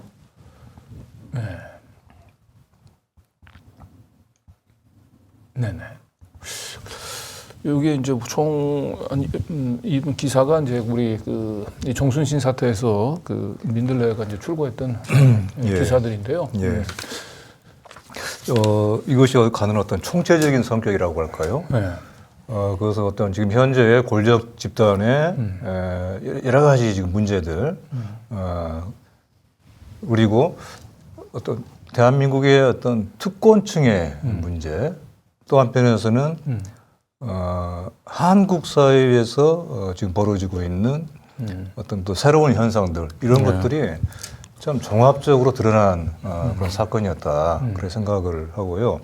이걸 그래 단순하게 그 자녀의 학교 폭력이라든가 또 이른바 법 기술자의 그런 여러 가지 그 부당한 개입들, 그런 것으로만 보기에는 이 사건이 갖는 함의가 그렇죠. 한국사에 주는 시사가 상당히 아주 광범위하다. 그런 점에서 좀 보려고 하고 있습니다. 그럼 예. 보통 아이는 이제 그 부모의 거울이라고 거울이죠. 얘기를 하지 않습니까? 정확하네. 특히 이제 우리 검사나 판사, 이 검찰을 그 아버지로 두고 있는 이제 아이의 그 이 행동을 통해서 도대체 이 검사들이 어떤 생각을 가지고 그 우리 사회를 살아가고 있는지가 너무 그들의 그 민낯이 너무 속속들이 드러나서 더 충격을 그렇습니다. 줬죠. 예. 그 아이가 이제 했다고 하는 말 있지 않습니까? 진술했다고 하는 말. 사실 그거는 이제 일단 아이이기 때문에 참 한편으로는 이것이 또 그 아이만의 잘못은 아닐 텐데라는 생각이 한편 들죠. 검직 뇌직이었나요? 예. 검찰이라는 직업은 원래 뇌물을 받고 그래요. 쓰는 그리고 직업이다. 판사하고 뭐 친한 놈 못했다 이런 얘기도 있고요. 또 빨갱이라는 말도 그렇고 그렇죠. 이제 그런 빨갱이라고 말들 얘기하고. 속에서 이 아이가 어떤 환경에서 자랐으며 그리고 어떤 생각을 스스로가 내재화했을까 그런 생각을 하게 돼요. 이제 그런 점에서 이거는 어른들의 세계에 그 아이가 속한 세계의 어떤 그 반영이다. 네. 그런 것을 오히려 아이의 말이니까 오히려 이것이 주는 어떤 그 더욱더 충격이 있죠. 네. 그리고 그 피해 그 학생 에게는 그 네. 특히 이게 이제 그 법원 이제 소송으로 이제 그 번지고 났을 때 그 우리 아빠는 검사 출신이고 그 아는 사람들이 많기 때문에 판사들도 아는 사람들이 많기 때문에 결국은 우리가 이길 거라고 하는 그런 얘기를 들었을 때 그 피해 학생이 느끼는 그 공포와 절망감들이 어떨까? 이거는 단순히 학교뿐만 아니고 지금 현재 우리 어른들이 살고 있는 우리 세상에서 벌어지고 있는 일들이죠, 사실. 그렇죠. 네. 그 뭔가 스스로를 패배자라고 생각하게 하죠. 그런 것은 이거 어쩔 수가 없구나. 내가 이런 구조에서는 내가 아무리 정당하고 피해자를 하더라도 내가 여기서 질 수밖에 없구나 하는 그런 어떤 패배자 의식을 스스로 내재화시키게 하는 거예요. 이 땅의 많은 아이들을. 그런데 이제 사실은 저는 그 정순신 그 아들의 학교 폭력 사태를 보면서 그 뒤에 좀 소개를 이제 다시 한번 하겠습니다만은 그 이게 단순히 가해자고 피해자뿐만 아니고 그 중간에 있는 그 동료 학우들 예. 이 부분이 사실 언론에서 많이 좀 빠져 있거든요. 네. 왜 우리 이 말도 안 되는 한 학생들을 지목을 해가지고 왕따를 시키고 입에 담을 수 없는 언어적인 폭력을 행사를 하는데 그 많은 동료 학우들은 왜 침묵했을까?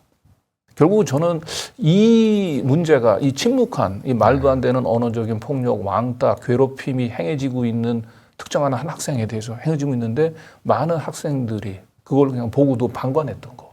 여기에 사실은 우리 사회에 더 큰 문제점이 있는 게 아닌가 생각이 듭니다. 예.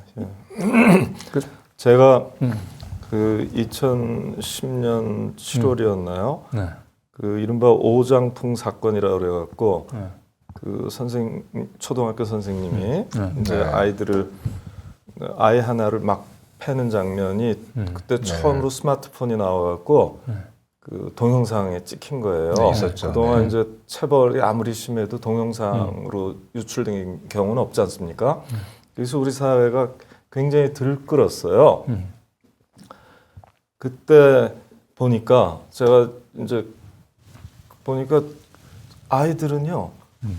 그 한 아이가 교단에 불려나가갖고 막 선생님이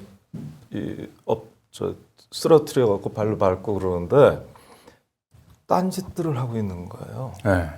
그 동영상이 찍힌 걸 보니까 그래서 정말 걱정이 되더라고. 어떻게 지금 저 아이의 상태를 다 알고 있는데 어떡하나 이런 걱정되는 표정이나 이런 게 아니고 다들 그냥 하고 있어요. 어떤 일들을. 그래서 그 장면을 보고 체벌 금지를 선언하게 돼요. 조금 준비가 안 됐다는 걸 아는데 지금 국면을 이용해서 그냥 가야겠다 마음 먹고 그래서 아주 굉장히 힘들게 체벌 금지 선언을 하고 체벌 금지를 정착시켰거든요. 근데 그때 문제 의식이에요. 그게 저 방관자와 동조자를 어떻게 할 것이냐.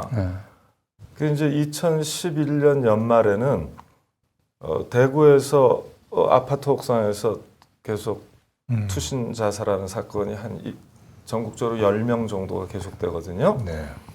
그러고 나니까 이제 학폭 대책이 뭐 어마막지하게 논의가 될 수밖에 없었죠. 이건 우리 사회 전체가 그렇게 집중해서 학교 폭력 문제를 다룬 적은 없죠. 네.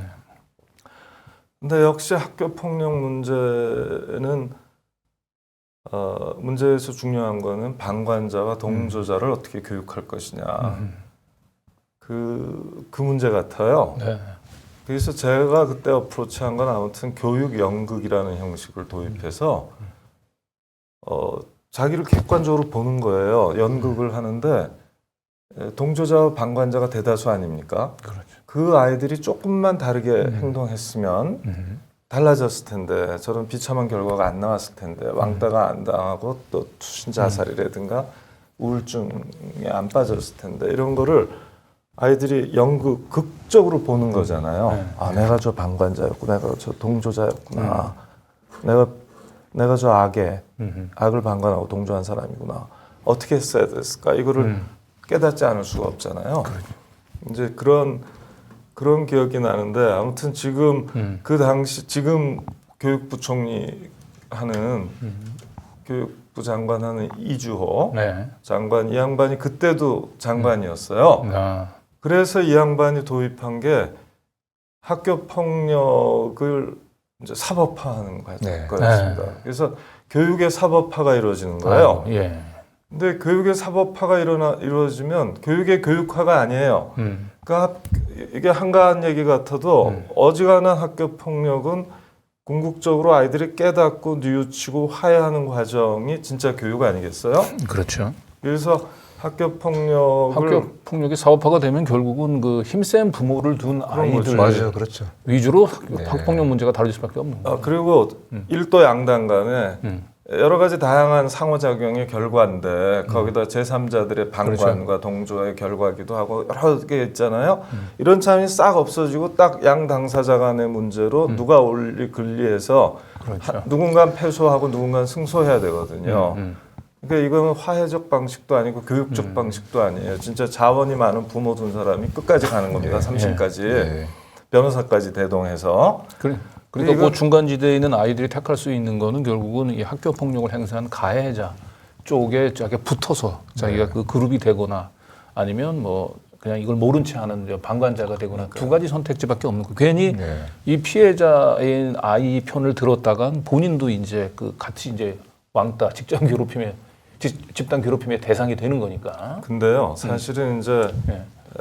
피해자는 한두 명이고 많아봐야 서너 명이고 그 나머지는 피해자가 아니라 가해자는 네. 나머지는 동조자 방관자거든요. 자, 만약에 학급에서 일어나는 일이니까 아이들이 제일 잘합니다. 네. 그리고 자기 생활 세계에서 일어나는 부당한 일이기 때문에 아이들이 진단도 해법도 다 갖고 있어요. 네. 어른보다 훨씬 정확한 사정들을 알고 있거든요. 그러니까 아이들이 학급 회의에서 이걸 토론하잖아요, 만약에. 그러면 다중의 힘으로 또 이성의 힘으로 그 가해자의 못된 행태를 지탄과 그렇죠. 눈총으로 네. 바로잡을 힘이 생기는 거예요. 네, 그렇죠. 사실은. 그러면서 집단 각성이 일어나고 그러면서 집단의 효능감도 살아날 거 아니에요. 그렇기 때문에 이것을 교육적으로 접근하게 해줬어야 돼요. 그 아주 극심한 사안, 범죄라고 볼 수밖에 없는 사안에서만 사법화를 하고 그게 이제 과거의 방침이었죠. 나머지 사안에서는 지금 말씀드린 방식으로 훨씬 적극적으로 접근을 했어야 되는데 교육적 접근을 더 강화했어야죠. 그래서 학급회의 같은 데서 이게 학급 재판이지 일종의 네네. 그렇게 하고 또 그렇지만 이때는 이제 재판이 뭐 누가 잘못했다 이런 것보다는 여건 진실을 밝히고 아이들의 정의감을 일깨우고 그 과정에서 화해까지로 가는 그런 학급회의 집단적 해결 방식이라고 할까요?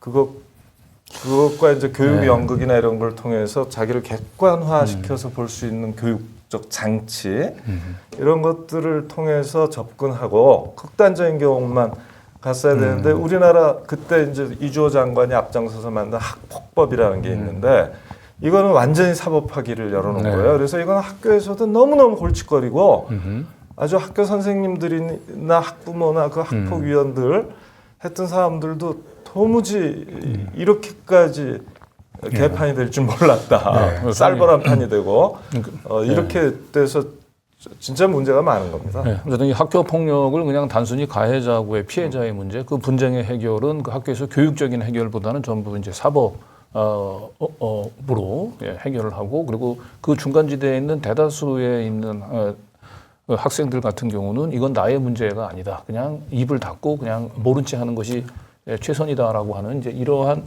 학교 현장에서 이제 그러한 곳에서 집단 학습을 받았던 학생들이 결국은 사회에 나가면 예. 그대로 이제 그 사회에서도 똑같은 모습이 연출이 됩니다. 개인적으로 사실 이번에 제가 이제 두 번째 구속영장 청구되면서 사실은 때리는 검찰보다 제일 내가 실망하고 배신감을 느꼈던 건 동료 기자들이에요, 사실은.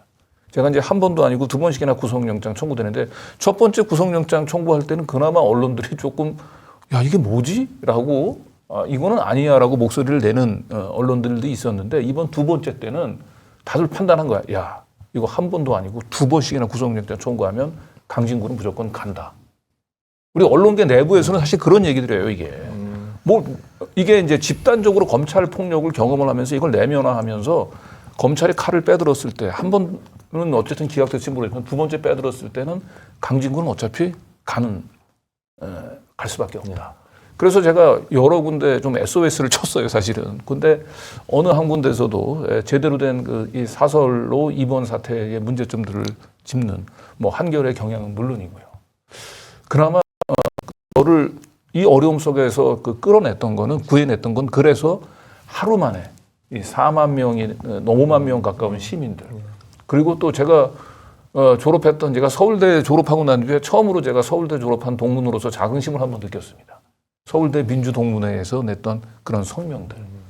네, 그러니까 결국은 이게 단순히 강진구와 그 윤석열, 한동훈 그런 문제가 아니고 우리들 모두의 문제라고 하는 이 민주사회를 살고 있는 우리 모두의 문제라고 절감을 했었던 시민들과 서울대 민주동문회의 이번에 그 성명서가 결국은 저를 살렸거든요.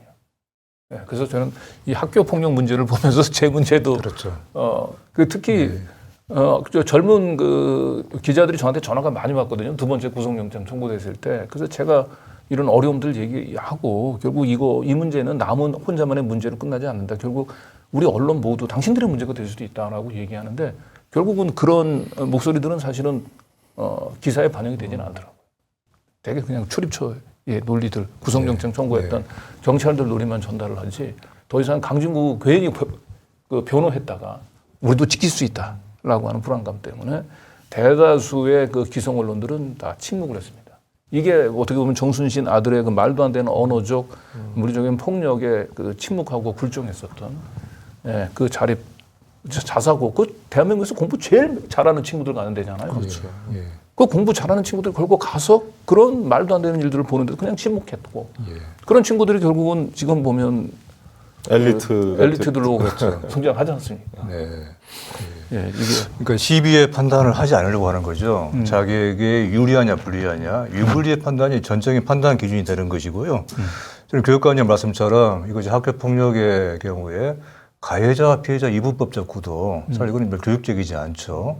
스스로 그 안에서 집단 지성이 발동이 되게 그렇게 해야 되는 것이 맞는데, 근데 이제 여기에서 하지만 이제 그럼에도 가해자가 있고 피해자는 분명히 있는 거 아니겠습니까? 이제 그런 점에서 이것이 한일 간의 역사 청산의 문제가 비슷한 것 같아요. 어떤 서로 간에 화해하기 위해서는 최소한의 가해자가 자기의 잘못에 대한 인정, 그리고 반성, 사과 이것이 전제가 돼야 되는 것이죠. 근데 이번에 그 문제가 된 그 경우에는 일단 그것이 없었지 않습니까? 나아가서는 오히려 피해자를 오히려 따돌림하고 그러면서 피해자 가해자가 뒤바뀐 것이죠. 그리고 그 과정에서 방관자가 동조자가 되고 동조자에서 또 가해자가 되고 이런 방관에서 동조로 가해자로 되는 이런 악화되는 과정이 같이 이제 서로 맞물린 것이죠. 이제 그런 점에서 이러한 어떤 사람들이 가지고 있는 또 어른들이 가지고 있는 그 세계의 어두운 점을 아이들의 세계에서 어떻게 그 나타날 것인지를 정말 또 잘 알고 있는 그런 점에서의 전문가들이 이것을 지극히 교묘하게 사법적인 절차에 의해서 이런 식으로 사건을 왜곡시킨 것이죠. 그런 점에서 참 이것이 한국 사회의 병리적인 현상의 어떤 총체적인 예, 그런 단면이다. 예, 그렇게 보이네요. 그래서 우리 박순찬 그 화백의 그 네. 맘평을 한번 좀 볼까요? 그러니까 네, 학교 폭력이 기가 단순히 막혀요. 학교 폭력의 문제로 끝내지 네. 않는다는 거죠. 네, 저 그 대한민국의 그 최고 권력을 가진 검사의 집안에서 자랐던 한 아이. 예. 이게 결국 우리가 괴물을 키운 거예요. 그리고 저런 아이들이 이제 대한민국을 대표하는 아주 성적이 가장 우수했던 자사고 외고에 가고 자사고 외고 친구들이 지금 뭐 판사도 되고 검사도 되고 대학 교수도 되고 그리고 언론사 기자도 된단 말이죠. 그렇죠. 예. 지금 저기 이제 제목이 사안교육으로 돼 있지 않습니까? 저게 하면 사안교육이다. 역설적인 제목일 텐데요. 한국 사회에서 살아남기 위한 뭔가 안전해지기 위한 또 나가서 출세하기 위한 사안교육이다. 그것도 보여주는 한 단면인데 눈에 띄는 것이 또 지금 책상에 놓여있는 핸드폰에서 보이는 어떤 신문이 있죠. 네. 신문의 모니터, 신문의 그 조선일보나요? 화면. 예. 저것이 참 아주 저 작은 그림 속에서 집약적으로 보여지는 것 같아요. 그러니까 이 고등학생의 그 입에서 나온 얘기로서는 정말 상상도 할 수 없는 얘기들. 빨갱이라고 하는 얘기, 뭐 냄새 나는 뭐 돼지 새끼 이런 정도는 학생들한테 흔히 있는 얘기긴 한데 빨갱이라고 하는 얘기는 정말 상상도 할 수 없는. 처음에는 얘기죠. 그냥 자기 들은 말이지만은 이제 그 이제 자꾸 신념화돼 가는 것이죠. 예. 예. 그렇습니다. 그래서 이 관련해서 사실은 저는 아주 그 관심 깊게 읽었던 칼럼인데요. 학폭 빼닮은 검찰 독재 정권의 폭력 메커니즘이라고 하는 거. 네. 그리고 결국은 이 학폭 빼닮은 검찰 폭력이 단순히 민주진영뿐만 아니고 지금 이제 국민의힘 내부에서도 지금 내부에도 미치고 있잖아요. 그렇죠. 예. 그 이번 당대표 선거할 때 그렇습니다. 당대표 선거하기 전에 이미 이준석 대표를 강제로 찍어내고 네. 그다음에 유승민 의원을 못 나오게 규정을 바꾸고 그리고 가장 유력한 후보였던 나경원을 또 이렇게 또 찍어서 강제로 사퇴시키게 만들고 그리고 지금 뭐 그다음에 타겟이 지금 뭐 안철수로 지금 점점 가고 있고 근데 이런 가운데서 대다수의 이 국민의힘 의원들은 또 침묵하거나 왜냐면 그들의 동조하는 발언을 하고 있고 그리고 이게 뿐만 아니고 민주당 내 자신 이재명 대표도 마찬가지예요. 검찰 독재가 검찰 폭력이 결국은 딱 이재명 대표를 찍어가지고 지금 이 폭력이 행해지고 있는데 민주당 그 의원들이 같이 힘을 합쳐서 이런 폭력들, 불안한 폭력들을 막아내야 되는 게 당연히로서 해야 되는 일인데, 외려 이건 우리가 이재명 대표를 스스로 이렇게 저 먹잇감으로 던져주지 않으면 우린 계속 검찰 폭력에 시달릴 수밖에 없다라고 하는 이런 얘기들. 이게 폭력을 내면화한. 예. 그래서 어떤 상교육이 필요하냐. 예. 지금 아까 장도리에서는 엄마 아버지끼리 손님이 찾아와서 좀 봐주세요 하니까 돈이 오고 가고 그러면서 내가 판사도 잘 안다고 또 가오 잡는다 그러죠.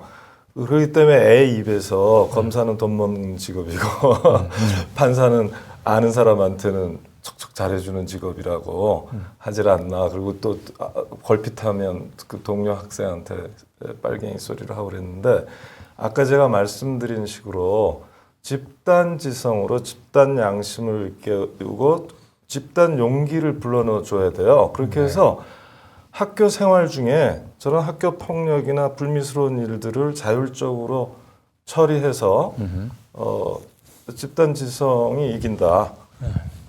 지탄과 눈총으로도 얼마든지 정의를 가까이 갈 수 있다. 그래서 이런 승리의 경험들을 가져야 돼요. 그게 이제 시민적 승리죠. 일종의. 안 그러면 힘 있는 사람한테 굴종하고 침묵하면서 결국은 동조자, 방관자로 처신하는 그게 굳어져요. 지금 그렇죠. 그 누가 강자만 나타나면 다 주변에서 그 전횡을 일삼아도 사실상 폭력을 일삼아도 입 딱 다물고 네. 될 대로 되라. 내일이 아니다. 이거는 진짜 저 자기한테 불이익이 오기 전에는 불의는 참겠다는 거 아니에요. 그 불의는 참아도 불이익은 못 참는다. 네. 유명한 얘기가 있잖아요. 그렇지만 결국은 너한테도 올 것이다. 그 저 나치 때 유명한 얘기가 있잖아요. 그렇죠. 언제 이건 봐주고 저것도 모른 척했더니 결국 내 집 문 앞을 두들기더라 이런 얘기가 있는데 이런 악순환을 한 번씩 끊어주는 그런 결기, 그런 경험, 또 거기에서의 승리의 보람 이런 것들을 아이들이 다 느끼게 하는 거, 그게 산교육이다. 저런 가정에서의 나쁜 산교육을 이길 수 있는 학교 안에서의 산교육, 그게 꼭 맞습니다. 필요한 거죠. 근데 그게 민주시민교육인데 그렇죠. 지금 윤석열 정부는 교육과정 만들면서 뭐 민주니 뭐 성평등이니 여러 노동이니 이런 말을 다 뺐잖아요. 국도로 전환 이런 말. 네. 국도로 싫어하죠. 그러니까. 네. 민주니 시민이니 네. 다 인권이니 뺐어요, 이런 실제로. 말들을. 네. 또 각 국힘이 지배하는 시도의회, 서울시의회가 대표적입니다만 네. 여기에서 다 그쪽 예산을 다 삭감하고 있어요. 네. 참 무섭게 예. 어떻게 보면 정확하게 치고 있는 거예요, 이 사람들은. 그 반면에 우리의 반격이랄까, 우리의 이제 이 부분은 좀 더 강력해질 필요가 있죠. 저게 이렇게 슬근슬근 들어오는데 한 2, 3년 있다 보면 그렇죠. 굉장히 많이 헝클어지게 되거든요. 네. 언론의 역할이에요, 사실은. 그렇죠. 언론의 역할이 네. 제일 중요하죠. 그 지금 이제 학폭배 닮은 이제 그 검찰 폭력의 얘기를 가지고 이제 오늘 상당히 오랫동안 얘기를 했는데 결국은 이 검찰 폭력을 이겨낼 수 있는 방법은 당사자의 해결이 아니고 결국은 이 부당함, 정의가 짓밟히고 상식이 짓밟히고 있는 이 사태에 대해서 시민들이 함께 일어나는 그리고 국회의원들은 이 검찰 폭력에 주눅이 들기보다도 국회의원들, 국민이 그들에게 준 권한을 활용을 해서 정치 검사들, 정치 판사들을 탄핵하는 것. 이게 본인한테 가지고 있는 권한이지 않습니까? 예. 그리고 오늘 저 이재명 대표가 또 허위사실 공표를 이렇게 한다니까 이번에도 보세요. 이 사건도 저 정순신 변호사인가 이 양반이 저 윤석열 중앙지검장 시절에 그리고 한동훈 제4차장 검사 시절에 서울중앙지검에서 인권 담당관을 했잖아요. 그것도. 그러면 모를 리가 없는 거 아닙니까? 모를 리가 없죠. 그런데 지금 한동훈하고는 더군다나 한동훈 법무하고는 연수원 동기예요. 그 연수원 동기 너댓밖에 없는 거거든요. 그런데 모른다가 있을 수가 없죠. 있을 수 없죠. 그 불미스러운 사건이 일어나면 언론에 보도가 되면 언론 담당관이나 비서실이나 이런 데서 당연하게 알아봐 갖고 보고하게 돼 있는 것이고 그래서 이런 거를 새빨간 거짓말이라고 그럴 수밖에 없잖아요. 근데 대통령도 모른다. 법무부 장관도 몰랐다. 이런 말들이 통용이 된다는 게 좀 믿을 수가 없는 거예요. 이게 정말 탈진실 시대가 이런 식으로 우리한테 오고 있고 저 미국에서 트럼프가 주도했듯이 우리는 윤 대통령이 주도하고 있는 시대가 왔다. 그래서 허위사실 공표를 사실 대통령실과 법무부 장관이 다 한 건데 이거보다 더 큰 게 어디 있겠어요. 뭐 수도 없는 거죠. 이 얘기는 꼭 보태고 싶었네요. 예. 네. 제가 지난번에 그 우리 강기석 그 우리 민들레 고문이 나왔을 때 그 최근에 이제 자행되고 있는 사법 테러라고 한번 얘기했어요. 제가 사법 테러가 아니고 저는 이걸 사법 포르노라고 좀 얘기하고 싶다. 왜냐? 이게 눈치 볼 게 없으니까 이제는 이제 마지막 한가닥 걸치고 있었던 마지막 그 속옷까지도 다 그냥 벗어버리고 이제 그 폭력의 민낯을 그냥 있는 그대로 이 야만의 시대를 지금 연출하고 있다. 그런 차원에서는 이제 사법 포르노라고 하는 얘기는 했는데 그나마 이 검찰 폭력을 부끄럽게 할 수 있게 만드는 힘은 사실 언론이 있는 건데 지금 언론이 사실 제 역할을 하지 못하니까 결국 그 누구 눈치도 보지 않고 무자비하게 지금 이제 칼자루를 휘둘면서 그것도 그냥 칼자루를 휘두르는 게 아니고 정의와 공정의 이름으로 칼자루를 휘두르고 있고 거기에 언론들은 이제 박수치고 있고 그러고 있죠. 그런 차원에서 다시 한번 저희 대한 언론으로서의 더 탐사 그리고 민들레에 대한 이제 응원, 후원 좀 부탁을 다시 한번 시민분들에게 드리고 오늘 방송을 이제 여기서 마칠까 합니다. 그리고 마지막으로 우리 오늘 방송에서 나오지는 않았는데 오늘 적격성 심사를 봤죠. 네. 임은정 검사. 네. 어떻게 보면 유일하게 검찰 내부 폭력에 그냥 침묵하기보다는 자신의 문제가 아닌 다른 제3자의 문제에 있어서도 항상 정의롭게 그 목소리를 냈었던 임은정 검사야말로 이 검찰 폭력에 저항하는 네. 우리 시민들의 역할, 시민들의 힘이 뭔지를 그냥 보여주는. 그래서 임은정 검사도 우리 시민들이 같이 좀 지켜냈으면 합니다. 예, 저는 그리고 이 대한민국에서 검찰이 앞장을 서서 법과 상식, 공정을 정말 옷을 걸치고 지금 우리 사회를 완전 정치 양극화로 몰아넣고 있어요. 이 폐해는 어마막지할 겁니다, 사실은.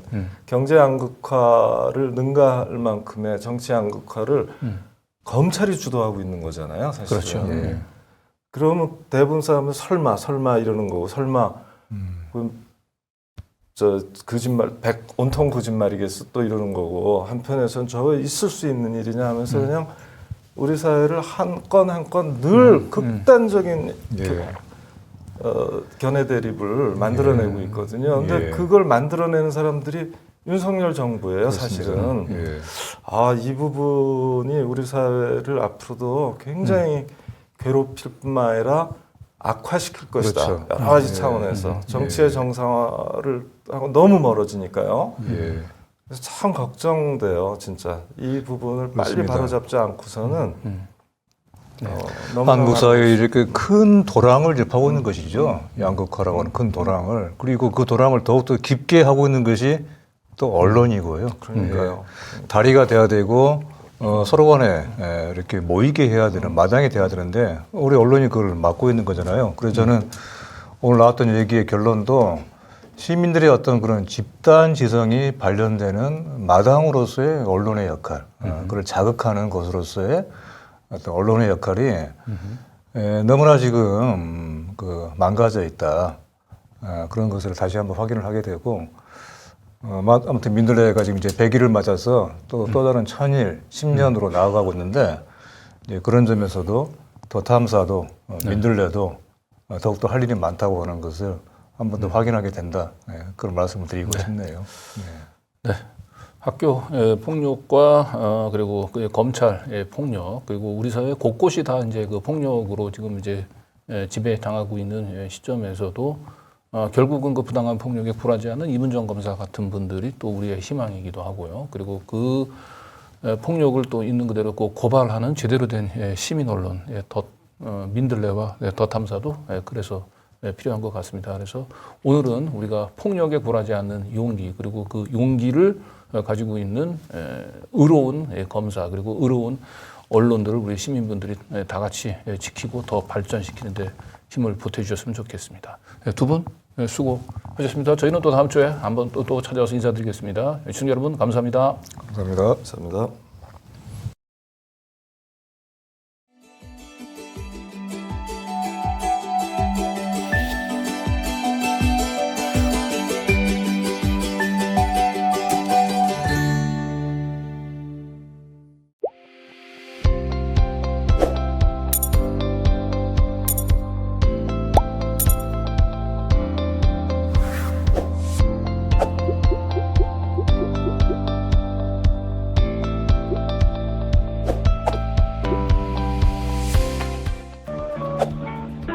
안녕하세요.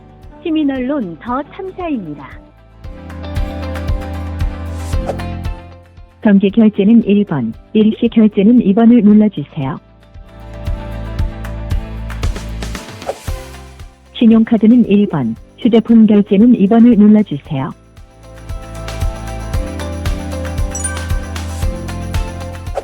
결제 금액을 선택해주세요. 1만 원은 1번, 3만 원은 2번, 5만 원은 3번을 눌러주세요.